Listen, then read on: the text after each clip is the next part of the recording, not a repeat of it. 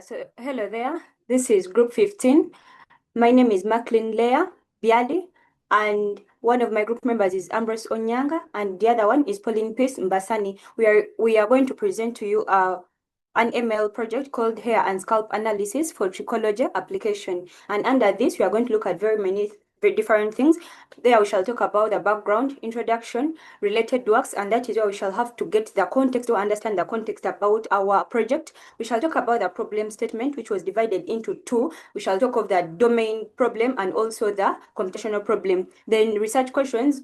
These ones, they are the things we based on for our project. Then the research objectives, those were the goals for our project. Research contributions and outputs, the data description, that is where we shall also have the description of the different data sets we are having. Then the output results and discussions. Here we are going to have the visualizations, the conclusion and limitations, the next steps, and also the acknowledgement. So under the background, we discussed trichology as a branch of dermatology. And this one focuses on hair and scalp health, and it plays an important role in diagnosing and managing hair and scalp conditions. So traditionally, we had the experts who used to just look at the scalp visually, and they tell you, or basing on the look of your scalp, they'll give you a prediction or a medical recommendation according to how your scalp looks or the condition of your scalp, and that was traditional. But with the growing availability of image data sets and machine learning, we are able to work with more standardized, objective, and scalable approach to evaluating these conditions. So we shall talk about the introduction, and in our next slide, we are seeing hair and scalp disorders affecting many millions worldwide, millions of people worldwide. Yet, the diagnosis often depends on subjective visual inspection. So whenever we are having different experts who are on a different level of professionalism, they will give different opinions about a given scalp condition. And this, in the end, becomes subjective, which will end up giving us overlapping results. So we came up with this AI, or the automated way of checking out the scalp condition, so that we can be able to give medical recommendations for a given scalp. And in our introduction, we are seeing that we had to go on with the EDA, and that is the exploratory data analysis, whereby we had to look at the data keenly, and we also, so that we can understand it, and we may not get misleading patterns and misleading results for any data set we shall be having.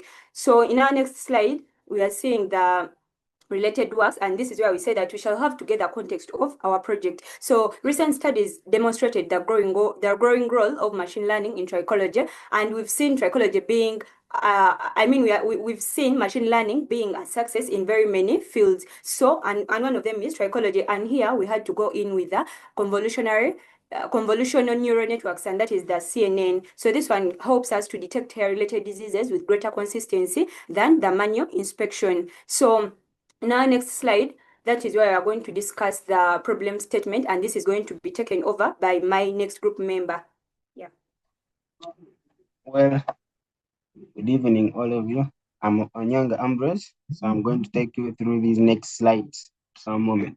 So we are looking at the problem statement, which has been divided into two, basically the same thing, but the mode of handling. So we have the domain application problem, where we are having the hair and scalp disorder. Just that is the problem. The problem is that it's widespread and often diagnosed using manual inspection. So usually the trichologists, they move, they see a person, they diagnose by themselves. So that is manual. In that case, it would depend on that specific trichologist. That's why it's subjective. It depends. It also takes a lot of time, and sometimes it's inconsistent. One doctor might say this, another might say another. So that's why they say it's inconsistent against the practitioner. So there is need, therefore, you see, our domain application, how are we going to apply? So there is need for a standard way, yeah, of prescribing these. And the way we do it is through machine learning. So that is why we had to leverage image-based data sets such that the project can be able to diagnose and provide more reliable insight in hair and scalp health. So that is domain side. What about computation one, where we are going to apply? So in that case, the challenge lies in developing workflows to process. So the challenge is basically in trying to develop, let's say, a method which will be able to process and analyze the scalp image data sets. So this will involve, of course, conducting exploratory data analysis, because you cannot train a model on unclean data. So you have to clean it. That's why we have to perform the what? Explanatory data analysis to check data set integrity, and then identify if there are biases, and visualize distribution. Which diseases are more spread in the human scalp. So those are the things that we would perform and be able to notice basing on the visualizations. The next, which include the research objectives. One of the reasons why we're making this research is we want to develop a semi-supervised diagnostic framework. All we want to do is get a method of diagnosing these diseases, but we used semi-supervised learning, machine learning for that. So the next research objective would be, of course, to build a model that uses limited labeled trichology images. Our next slide. Here, we want to see the contributions that we did in this research and their outputs. So you see that novel diagnostic framework, they introduced a semi-supervised learning pipeline tailored for what? Scalp disorder detection, reducing reliance on fully annotated data sets. So in this time, usually we need annotated data sets that the images maybe have some labels attached to them, like this one basically has this disease, maybe has dandruff or something. But in this case, that one allows us to just have some few that have labels, then the rest can be unlabeled. Then there's matrimonial integration combined with scalp images and micro data are unified. They are combined into what? A unified predictive model. So we use scalp imaging, like pictures of the scalp, and also data of what germs exist in the head. We combine those two to get a single predictive model that can allow us maybe to detect conditions of the scalp at any given time. So among the outputs that we get are the dataset integrity report, which includes an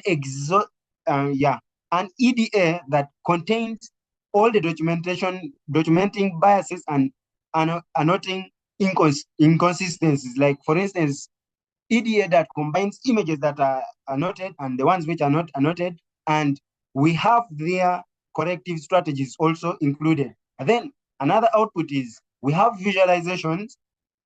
There are 20 of them, and they help us to know how the images look and how the image data is distributed across the entire subsets.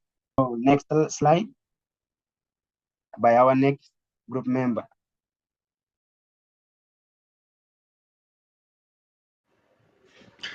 Hello everyone, I'm going to continue from where my colleague stopped. So I'm going to be taking you through the visualizations that we were able to come up with from the analysis that we carried out.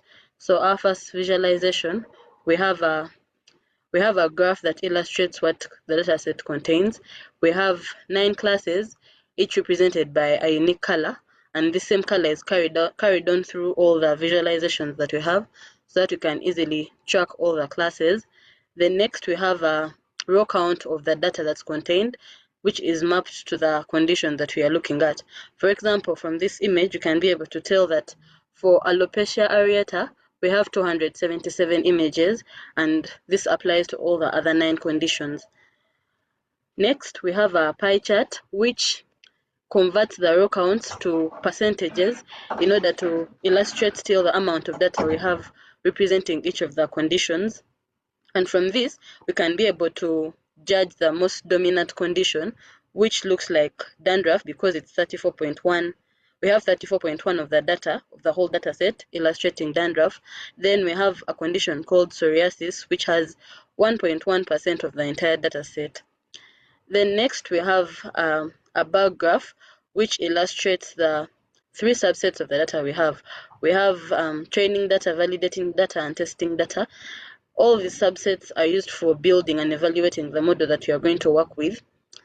Then next, we have a grouped bar chart, which breaks down each class's annotations by split. The blue represents the test data, the orange is the training data, and the green is the valid data, the validating data. Then next we have, for visualization number 10, we have a chart that shows average pixel dimension for each labeled region for all the conditions. So for conditions where we have large bars, it indicates that the condition covers a big patch of the photo, while for conditions where we have small bars, it indicates that the condition is represented by tiny particles that cover a smaller part of the entire image that is analyzed. Then we have a Pareto chart. This Pareto chart is a combination of a bar graph and a line graph. It also has a dashed trend line, which is an indicator of the 80% threshold. Then we have a bounding box area per class chart, and then this chart, each box represents the spread of bounding box areas. The line in the middle indicates the median, and the small dots that are beyond the box are outliers. Then finally, we have a heat map, which divides each image into a grid and counts the number of bounding box centers that fall in each cell. So for a part where we have the red area, it means that is where the condition is concentrated according to the image that is observed. This is going to affect the way our model learns, because if this model is given an image where the condition is not in the center, it's going to have a difficult time being able to learn from such data. Then next, I'm going to talk about the conclusion. This study demonstrates the potential of semi-supervised learning to advance trichology research by overcoming the limitations of incomplete labeling and imbalanced data sets. These are the major challenges we are facing while trying to incorporate machine learning into trichology. And then we also aim at having a model that doesn't only classify the data but is also fair and can generalize according to the data that it has learned from and the data that is given to it. Because the data that is given may have different skin tones, different hair types, and different clinical settings, but this data should be able to generalize based on what it has learned.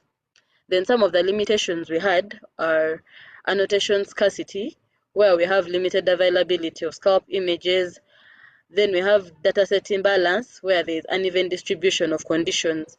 We have a case where we have more images illustrating dandruff and fewer images illustrating cirrhosis. So yeah, that's data set imbalance. Then we have model constraints, where semi-supervised learning improves performance with unlabeled data but may still propagate noise or bias from weak annotations. For semi-supervised learning, the model learns from some of the labeled data, where it is able to apply that knowledge to unlabeled data. But in the labeled data, there could be some noise or bias, which is going to affect how the model is going to learn and how it's going to predict results for the unlabeled data set. Then we have clinical translation. Diagnostic outputs remain research-oriented. Validation in real clinical settings is required before adoption in trichology practice. So we need to be able to translate what we have been able to research and come up with into the actual trichology practice and make sure that there are no inconsistencies. So after we are done with the EDA that we have performed, the next step is preparing the dataset for modeling, because at the end of the day, we want to come up with a model that can help us perform trichology analysis. So we are going to have a few steps that are explained in this slide, and at the end of the day, we are going to set up baseline scripts and trial runs, which will validate that the dataset flows correctly through the pipeline before advancing to the development of the model. That is it from my group. Thank you for listening.